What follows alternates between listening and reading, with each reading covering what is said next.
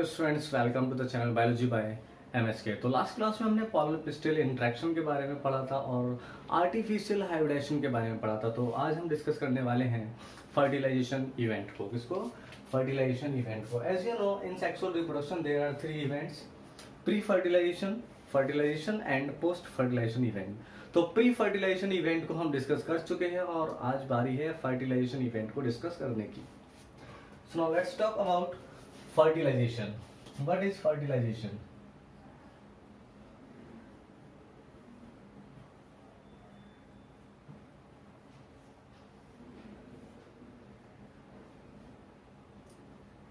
Fertilisation क्या होता है? फर्टिलाइजेशन को हम बोल सकते हैं the fusion of male and female gametes is known as fertilisation.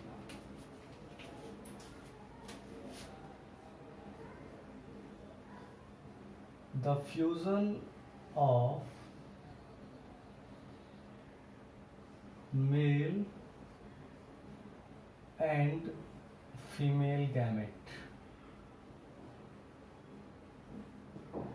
is known as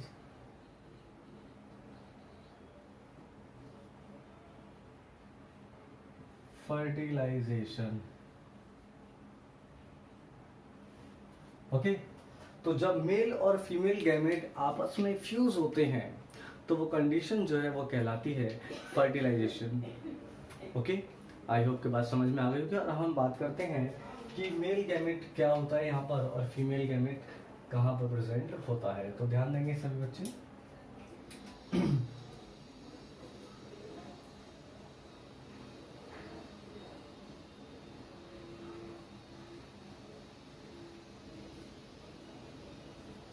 आपको बताया गया जो पिस्टिल होती है, पिस्टिल के पास होता है ओवरी। क्या होती है? ओवरी। एंड ओवरी के अंदर होते हैं ओव्यूल्स। क्या होते हैं? Ovules. And this ovule we can say is female gamete, that is known as female gamete. तो इसको हम क्या करते हैं, बड़ा बना लेते हैं इधर साइड में, बड़ी सी स्ट्रक्चर में, ताकि आसानी हो जाए हमें इसको डिस्कस करने में।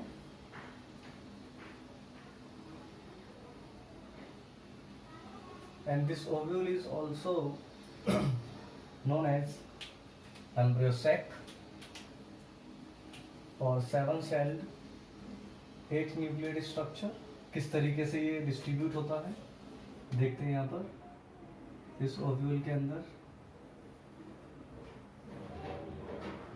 there are 3 antipodal, there are 2 synergids and 1 egg cell. In the center of this ovule there are 2 polar nuclei.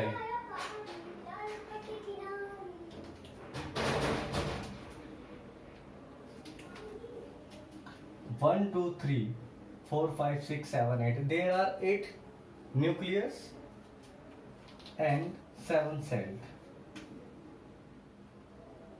1, 2, 3,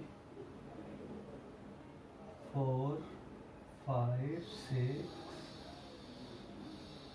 ये दोनों आपस में ही होते हैं तो 7। इनको हम फ्री न्यूक्लियाई भी कहते हैं। N 2N प्रेजेंट है अलग अलग फॉर्म में। It's a female gametophyte. If we talk about male gametophyte, then let's see, there is a pollen grain and pollen grain releases pollen tube, and this pollen tube contains 2 male gametes.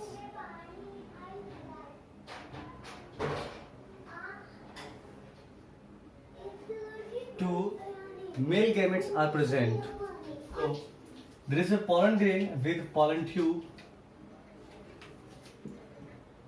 There is vegetative cell and generative cell develops into pollen tube. This contain 2 male gametophytes or male gametes. These 2 nuclei are N N N N.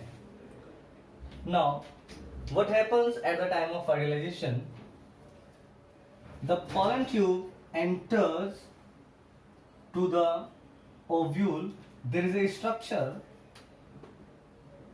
which is finger-like, and this structure is known as filiform apparatus. Filiform apparatus.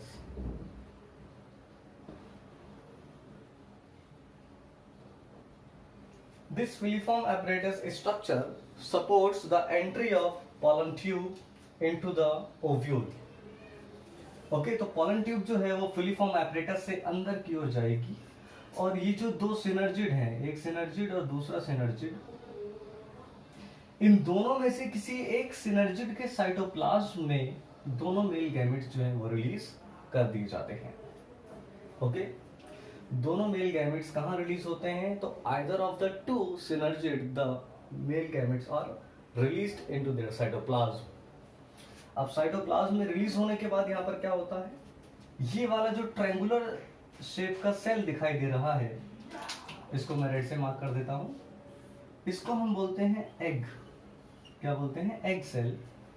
और ये जो दो cell दिखाई दे रहे हैं जो कि N N है, एन तो ये भी था, इनको हम बोलते हैं टू पोलर न्यूक्लियाई. क्या बोलते हैं? Two polar nuclei. Now what happens at the time of fertilization? Either of the one male gamete fuses with this egg. अब एक जो pollen grain है, जो pollen grain का जो एक गैमेट है, ये फ्यूज हो जाता है एग के साथ. किसके साथ? एग के साथ. मैं दिखा सकता हूँ इसको इस तरीके से. ये एन इस एग के साथ फ्यूज होगा, तो इधर से एन और इधर से भी एन आ गया, तो ये बना देते हैं 2n. क्या बना देते हैं? 2n. और यही कहलाता है जाइगोट. क्या कहलाता है? जाइगोट. ठीक है, तो जाइगोट कब बनेगा? यहाँ पर जाइगोट तब बनेगा जब एक मेल गैमेट एग के साथ मिक्स होगा, फ्यूज होगा, तो क्या बनेगा? जाइगोट बनेगा. क्या बनेगा? Zygote. Okay, and this kind of fertilization is known as generative fertilization. It is known as generative fertilization. Generative fertilization में क्या हो रहा है? एक मेल गैमेट और एक एग मिलते हैं तो कहलाता है जनरेटिव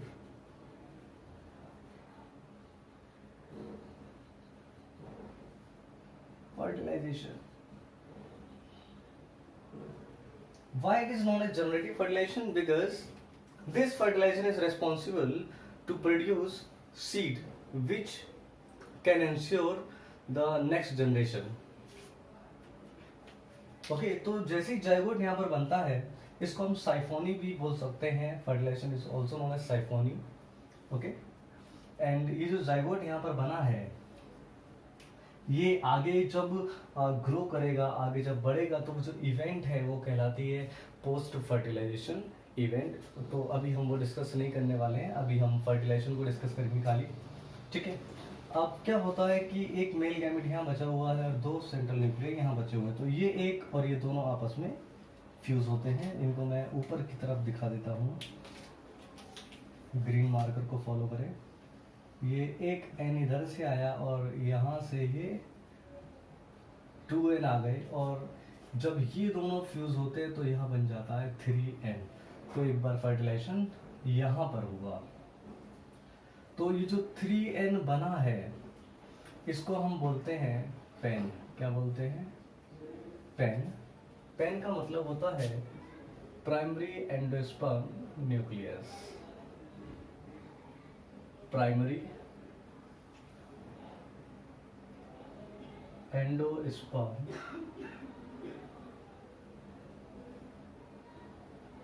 न्यूक्लियस. ओके, तो पेन कब बना है? पेन तब बना है जब क्या हुआ? ट्रिपल फ्यूजन हुआ है. क्या हुआ है? Triple fusion. ट्रिपल फ्यूजन क्यों बोला हमने? 2n यहाँ थे, 1n यहाँ, 3 गैमेट आपस में फ्यूज हो गए, तो ट्रिपल फ्यूजन. अब ध्यान देना जरा, एक बार फ्यूजन यहाँ हुआ, एक बार फर्टिलाइजेशन यहाँ हुआ, एक बार फर्टिलाइजेशन यहाँ हुआ. इसीलिए इसको हम बोलते हैं डबल फर्टिलाइजेशन। क्या बोलते हैं इसको? Double fertilization. जितने भी एंजियोस्पर्म प्लांट हैं सबके अंदर डबल फर्टिलाइजेशन होता है, और डबल फर्टिलाइजेशन होगा तो वहां पर ट्रिपल फ्यूजन भी होगा। That is known as double fertilization, triple fusion.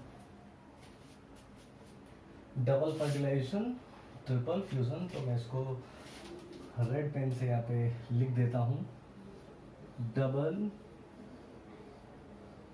Fertilisation and triple fusion. Double fertilization क्यों बोला गया? फर्टिलाइजेशन 2 बार हो रहा है, एक बार जाइगोट बन रहा है और एक बार क्या बन रहा है, दूसरी बार में पेन बन रहा है। अब देखो, जिस तरीके से जाइगोट बना तो हमने बोल दिया इसको जनरेटिव फर्टिलाइजेशन, तो इसको हम क्या बोलेंगे? इसको हम बोलते हैं वेजिटेटिव फर्टिलाइजेशन। क्या बोलते हैं? Vegetative fertilization. So two types of fertilization occurs in angiosperm plants, that why it is known as double fertilization. And during the formation of pen, primary angiosperm nucleus, there is a fusion of 3 gametes, that's why it is known as triple fusion. तो जितने भी angiosperm plant होते हैं उसमें double fertilisation और triple fusion होता है। तो आई होप के समझ में आ गया होगा डबल फर्टिलाइजेशन क्या है और ट्रिपल फ्यूजन क्या होता है। आइए अब हम बात करते हैं कि जो पेन बना है यहाँ पर प्राइमरी एंजियोस्पर्म न्यूक्लियस, इसका क्या होगा, या हम पढ़ लेते हैं थोड़ा कि जाइगोट क्या बनाएगा और पेन क्या बनाएगा। ठीक है, तो अगर जो हम अब इनके डेवलपमेंट की बात करें, पेन का डेवलपमेंट और जाइगोट का डेवलपमेंट, तो ये कंडीशन जो है वो आ जाती है पोस्ट फर्टिलाइजेशन इवेंट में। किसमें आएगी? पोस्ट फर्टिलाइजेशन इवेंट में। लेकिन पोस्ट फर्टिलाइजेशन इवेंट को डिस्कस करने से पहले हम थोड़ा कुछ और पढ़ लेते हैं। ध्यान देना जरा, ये जो पॉलन ट्यूब है ओव्यूल में किधर से एंट्री करेगी? या तो इधर से या इधर से, 3 तरीके से एंट्री कर सकती है। The pollen tube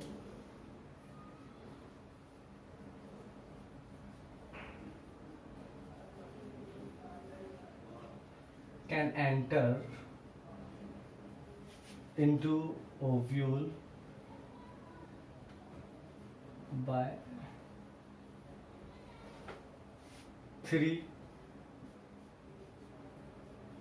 paths। देखो अब यहां पर क्या हो सकता है, 3 तरीके से एंट्री कर सकती है। तो अगर जो हम बात करें पहले की, पहला तरीका क्या है? पहला तरीका तो यही है कि वो माइक्रोपाइलर रीजन से एंट्री करे, from micropylar region. Second, from chalazal region, chalazal से करे।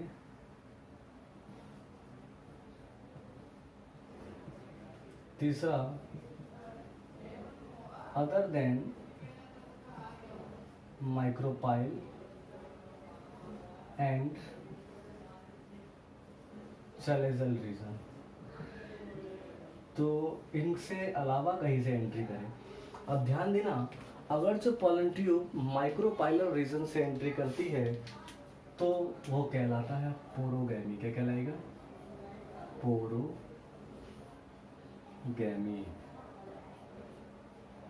अगर जो पॉलन ट्यूब एंट्री करती है चैलेजल रीजन से तो कहलाता है चैलेजोगैमी।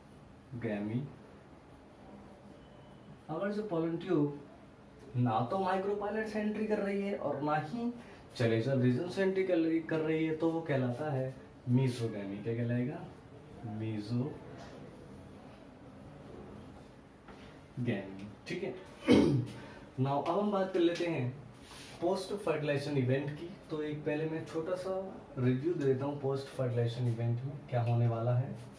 अगर जो हम जनरेटिव फर्टिलाइजेशन की बात करें, मैं इसको रफ कर देता हूँ, आप सभी के सभी नोट करते रहें, मेरी वीडियो को शेयर करें, लाइक करें, कमेंट ज़रूर करें। ओके, तो आगे बढ़ते हैं।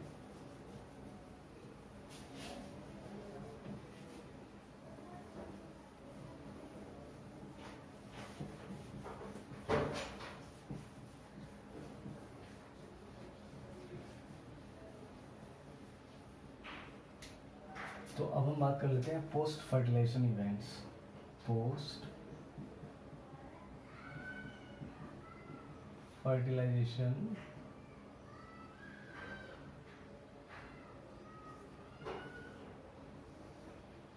Events.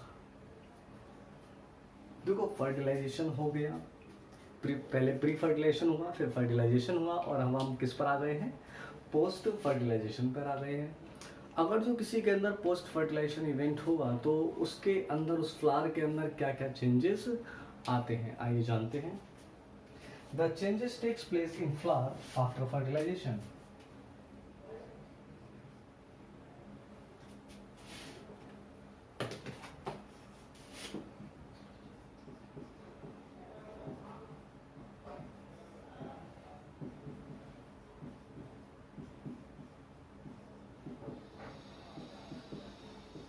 In flower after fertilization। तो क्या क्या चेंजेस इसके अंदर देखने को मिलते हैं। फर्स्ट चेंज, जो सेपल्स हैं वो शेड ऑफ हो जाते हैं। सेपल्स, कोई भी फ्लावर है तो उसके सेपल्स होते हैं green green, sepals shed off हो जाते हैं। In some plants, in some flower,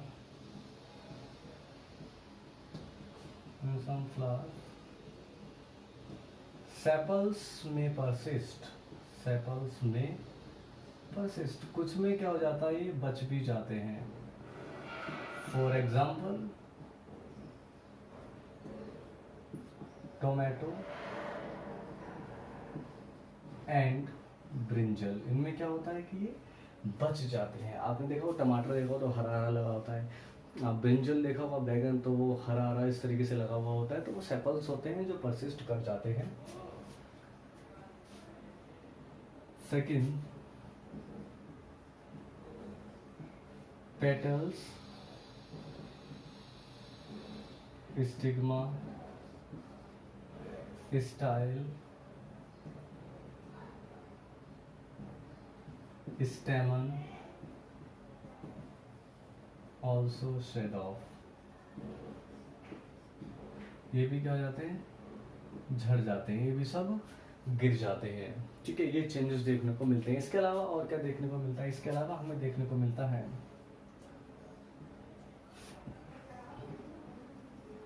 कि जो ओव्यूल है, क्या है, ओव्यूल वो सीड में कन्वर्ट हो जाता है। किस में कन्वर्ट होता है, सीड में।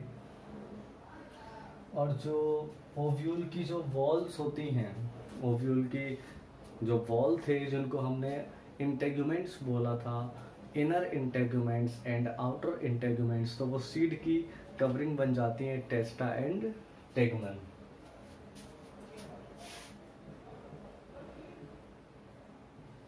Inner integuments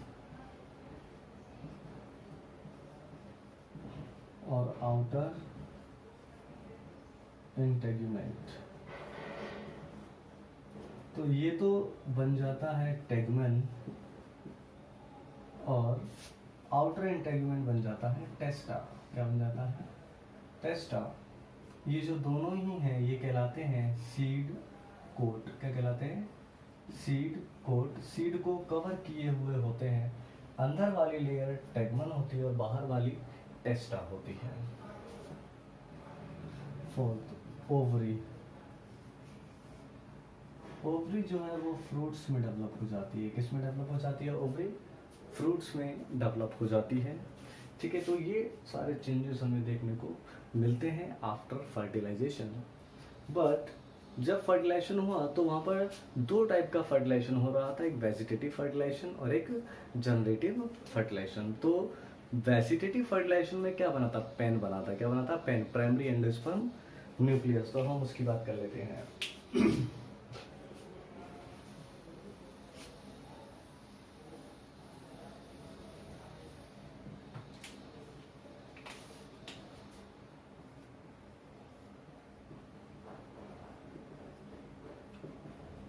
vegetative fertilization. The product of vegetative fertilization is pen, primary endosperm nucleus, which converts into PEC. बाद में क्या बनाता है? PEC बना देता है, प्राइमरी एंडोस्पर्म सेल. क्या बनाता है ये? Primary endosperm cell. एक्चुअली में क्यों डेवलप होता है? इसका मेन पर्पस होता है डेवलप होने का कि डेवलपिंग एम्ब्रियो को, अब ये एम्ब्रियो कहाँ से बनेगा? तो जो जनरेटिव सेल था 2n जाइगोट, जाइगोट जब डेवलप करेगा तो एम्ब्रियो बनाएगा. ठीक है, अब जब वो एम्ब्रियो बनाएगा तो उसको नरिशमेंट चाहिए होगा, न्यूट्रिशन चाहिए होगा. उसको नरिश कौन करेगा? उसको नरिश करता है पैक, प्राइमरी एंडोस्पर्म सेल. तो अब ये किस तरीके से डिवाइड करता है? एंडोस्पर्म जो है वो किस तरीके से डिवाइड करता है?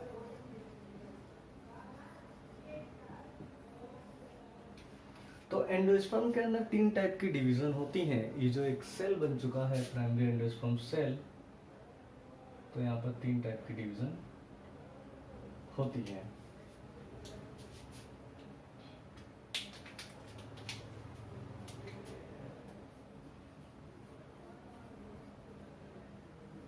Three kinds of division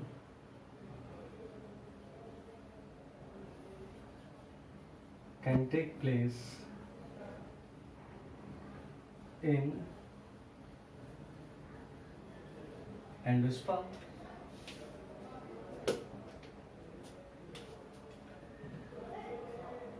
First, free nuclear division. जो एंडोस्पर्म सेल बना था इसके अंदर फ्री न्यूक्लियर डिवीजन हो सकती है. क्या होता है अभी हम इसके बारे में जानेंगे. Second, cellular division. Third, helobial.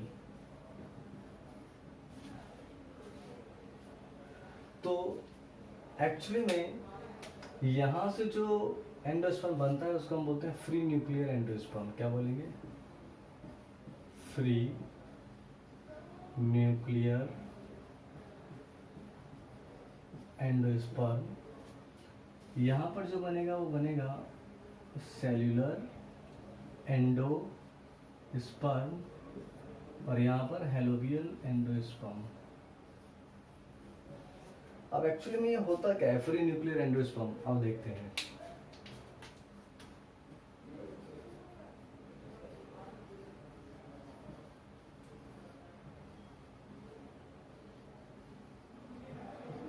Free nuclear endosperm.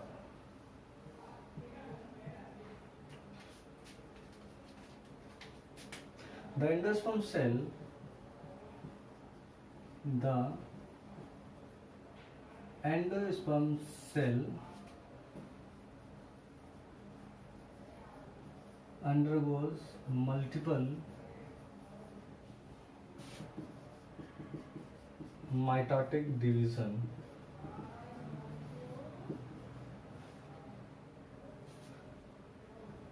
Undergoes multiple free nuclear mitotic division to form free nuclear endosperm.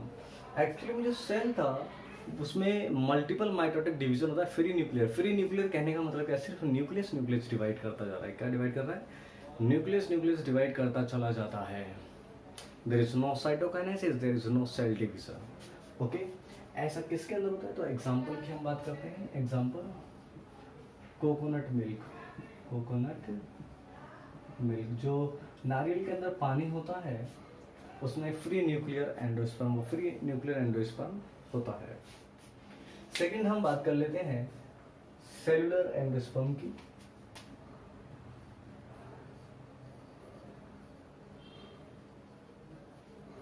Cellular endosperm. Actually में सेलुलर एंडोस्पर्म के अंदर क्या होता है आइए देखते हैं.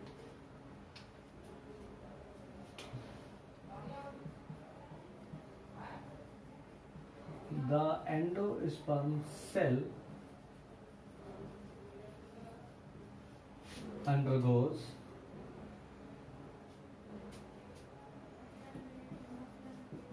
cytokinesis with nuclear division. So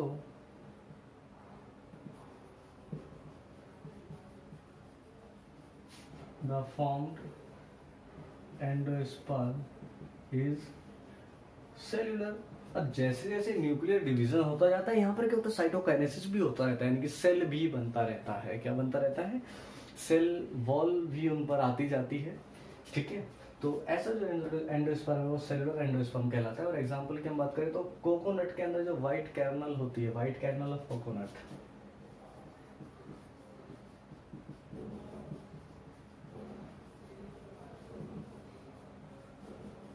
उसके अंदर होता है.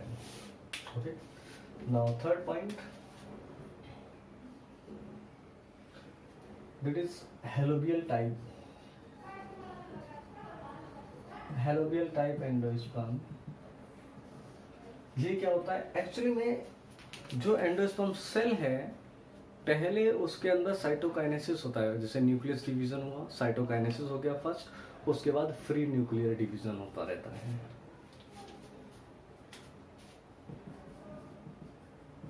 First cytokinesis occurs to form two unequal cell,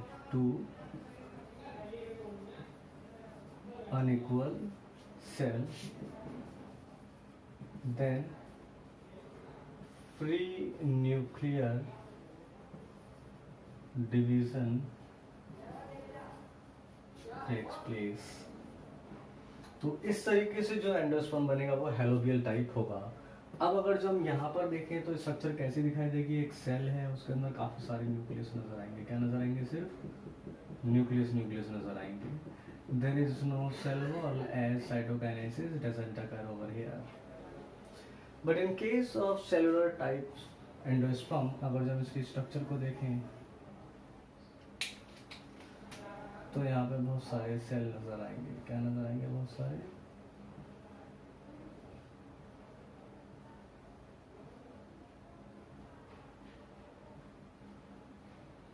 सारे सेल नजर आते हैं, जिसकी वजह से ये जो एंडोस्पर्म है वो कैसा नजर आता है? सेलुलर टाइप नजर आता है. ये दिखाई देगा cellular type endosperm.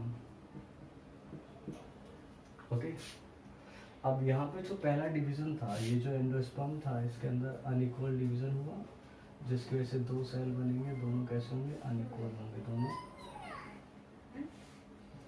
Unequal cell होंगे. देन फ्री न्यूक्लियर डिवीजन हो जाएगा. इनमें क्या हो जाएगा?